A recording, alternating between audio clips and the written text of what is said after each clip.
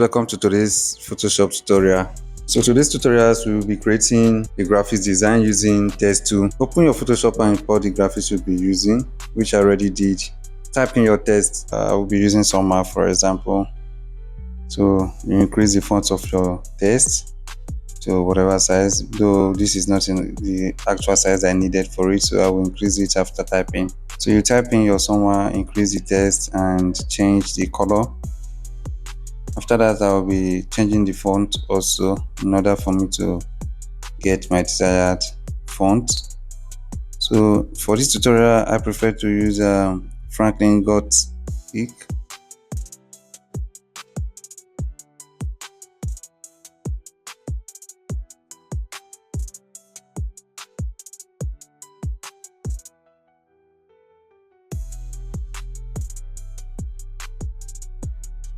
So after that, click on your shape tool and draw your shapes according to the size of the text which you have made.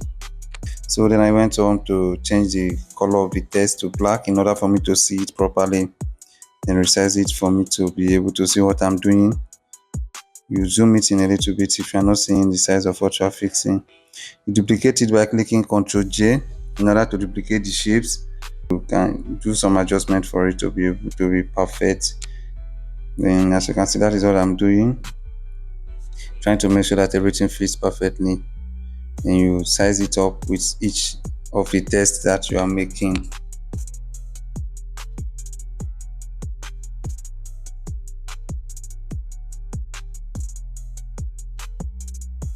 So after this, select all the shapes together, do your final adjustments, then clip them all together by grouping them.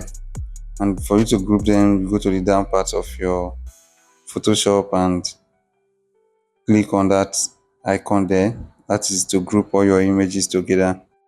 Then I went over to the other image which I have already imported, like I said earlier.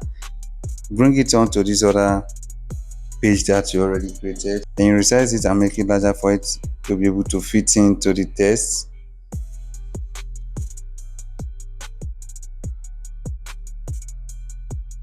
So you right click to choose create clipping mask, which will automatically fit in the image you have brought over the text and the shapes you have made earlier. And after that, you resize it. This is not really necessary, but just to add it some beauty or to make it look more fancy.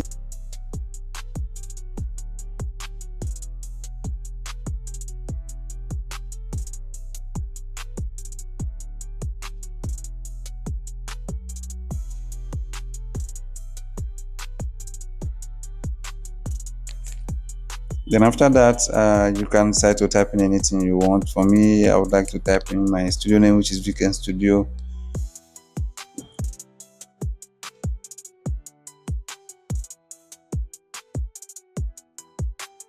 I will be changing the font also in order for me to get my desired font. I decided to change the color to give it some ambient.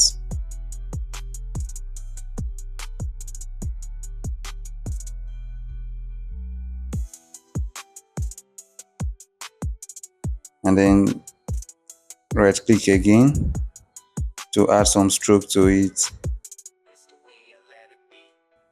which will make it pop up the more. And then after that, I added some shadow. You click on drop shadow to add some shadow to the text. All these things are just to make it look more okay and more fancy, and then to make the text pop up. And here we go. This is the end of it. Don't forget to subscribe to Viken Studios for more tutorials like this. Have a nice day.